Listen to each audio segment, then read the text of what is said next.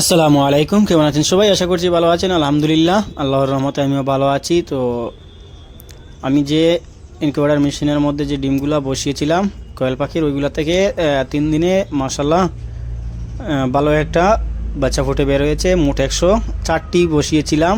যেহেতু আমি প্রথম দিকে ওইগুলা ভালোভাবে গণিনি, সেজন্য টোটাল হিসাব পাচ্ছিলাম না। তো আজকে গণেছি যে ওইখান থেকে যে বাচ্চাকে যেগুলো ফুটে বের হয়েছে ওইগুলোর মধ্যে,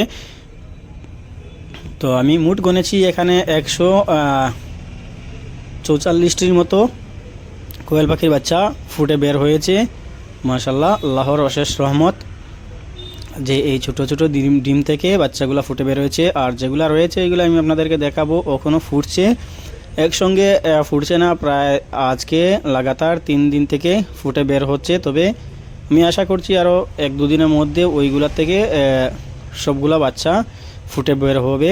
তারপরও আর একটি হিসেব করে আমি আপনাদেরকে একটি ভিডিও উপস্থাপন করে আপনাদের সামনে উপস্থাপন করার চেষ্টা করব ইনশাল্লাহ। আপনারা সবাই আমার জন্য দোয়া করবেন এবং আমার যে ফেসবুক পেজ যেটি আছে ওটা ফলো করবেন, লাইক করবেন, তো আমাকে একটু সাপোর্ট করবেন। আর এই যে দেখেন মাশাল্লাহ, এই যে ফুটে বাচ্চা বের হচ্ছে, এই যে দেখেন আপনারা দেখতে পাচ্ছেন ভালো একটা সাইজের বাচ্চা, যে আমি মেশিন থেকে ডিরেক্ট ওইগুলা বের করেছি। তো এখানে মোট 144টি হয়ে গিয়েছে। যে দুটি আমি ওইখন বের করেছি ওইগুলা রাত্রে বের হয়েছিল। তো ঘন্টা অনুমান আমি 18 ঘন্টা পর ওইগুলা মেশিন থেকে বের করেছি। আর এখানে মোট আরও 57টির